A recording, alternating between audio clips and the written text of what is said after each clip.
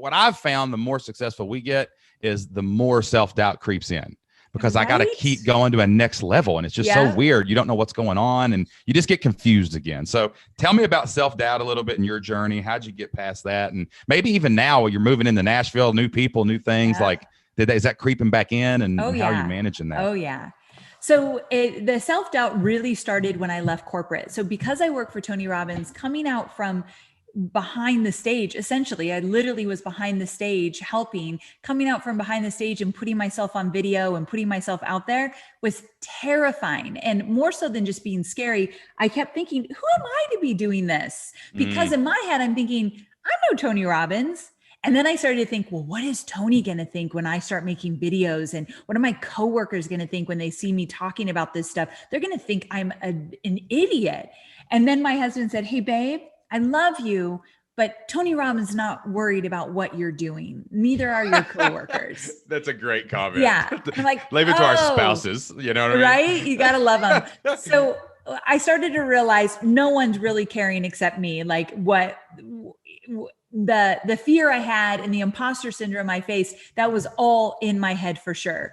And so I struggled with it for a very long time. But the number one thing I did is I got into a community. In this case, I got into a mastermind of other entrepreneurial women who I could talk to about my fears and about my struggles, see that I wasn't alone, and then get advice when needed. So community became a very, very important thing for me very early on in my entrepreneurial journey.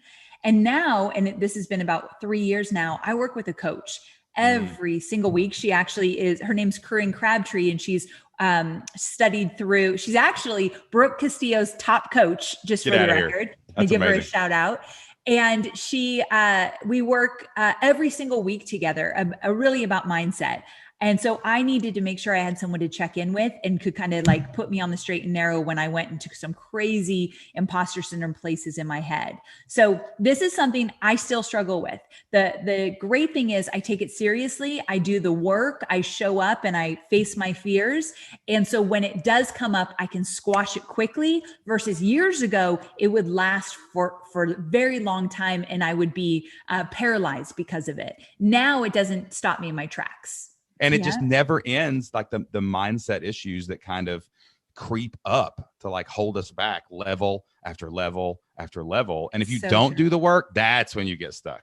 Because you think you got it. I got all this. I got to share with you about your question about being here in Nashville. I hate to share this stuff because as a guide, as a leader, I never want to seem weak. My students look at me to help them move forward. And so I get very insecure of sharing my insecurities because of that. But I know that's not true. They want someone who's real and honest and open with them and has flaws because no one's perfect. So with that, I got to Nashville, and for the last few weeks, I'm very new here. I'm thinking, wait, I'm off my game. I'm not doing enough. I don't have things dialed in. Like you saw me scramble to even try to get this video up and running because everything's in boxes and it's just a mess over here. So I feel like I'm not doing a good job. I'm not relevant right now. I'm not showing up as much as I need to in my business. All this stuff comes flooding in.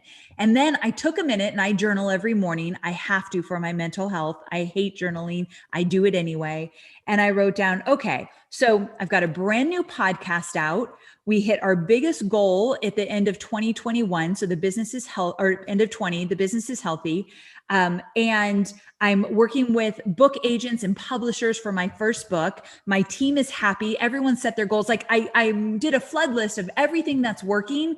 And then I'm like, all right, Amy, and let's move on. Like, this is ridiculous what you're thinking. So I still go there, but then I do the work, like you said, to say, is this true or is this just fear? And it typically is just fear.